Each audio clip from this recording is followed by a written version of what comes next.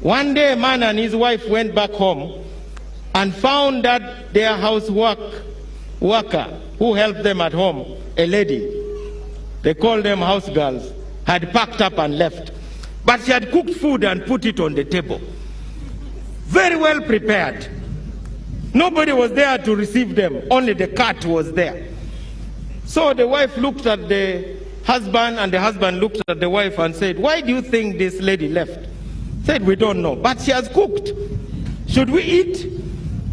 Then they said, "No, she could have put poison in the food."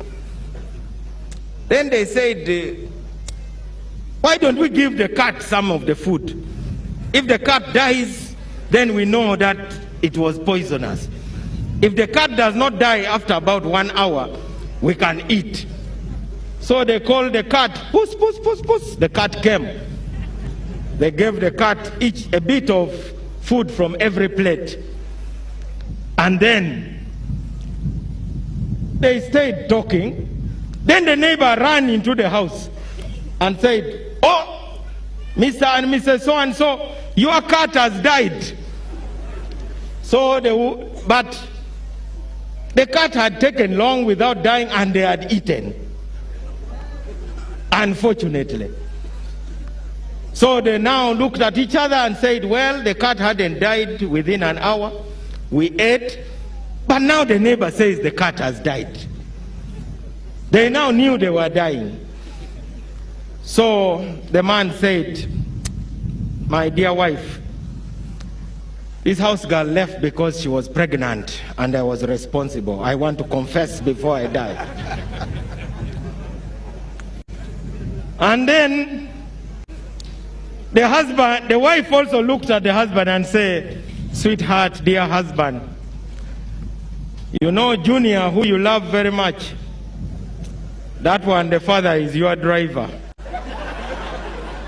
You are not the father. Sorry. Since we are dying, we may as well exchange the truth." Then the same neighbor who had told them the cat had died ran in the house again and said, "Oh, Mr. and Mrs. So-and-so, a car knocked your cat." They said, "What is this? You mean it was not poison? You mean we are not dying?"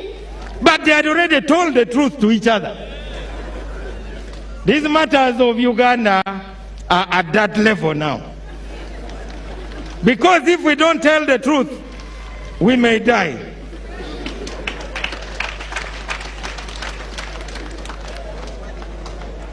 Fellow mourners,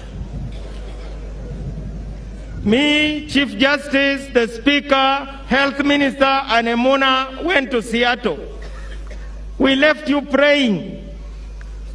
We quarreled with those people who went to demonstrate outside the hospital. We asked God, give us Jacob back alive so that we can walk with him through the VIP lounge, with him walking with swagger as usual. We asked God. God decided not to give us Jacob. We told God, don't make us be ashamed. Don't shame us.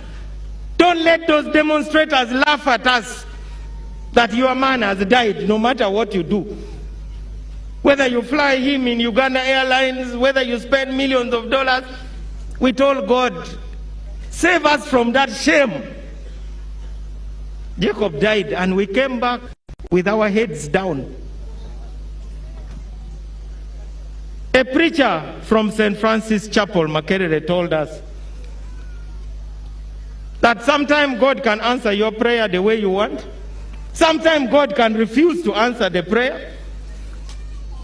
But sometimes God decides to do something else that you didn't even ask for. So now I'm here to send Jacob. Jacob, you are listening. You are meeting people like Lokech, he's there. You are meeting Walter Ochora. You are meeting General Kera. You are even meeting the man we call First Blood, Brigadier Pierino Koya.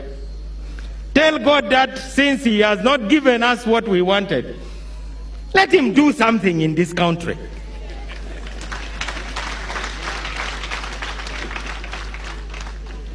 God, please do something that nobody was expecting. Because we don't know what you want now. Since we don't know what God wants, we can only say now, God, do whatever you want. Because we know whatever you want will be in our best interest. Jacob wando oriba chino megini mukene kunu bak dogi bor luba wayni joni diga denu chancha luba ko binu tim ginu mo ko nyut ginu mo ma wan be pe waron bia ko ne edo mier be dina be. God must do something good. Jacob was our trailblazer. When he was elected speaker, he called me, Norbert Mao, I'm already the speaker. I was your speaker in Makerere. You are the president. What are you still waiting for? I said, Mr. Speaker, sir, the traffic jam is too much.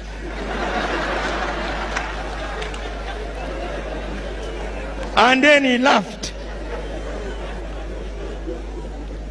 We are still in the jam. May Jacob's soul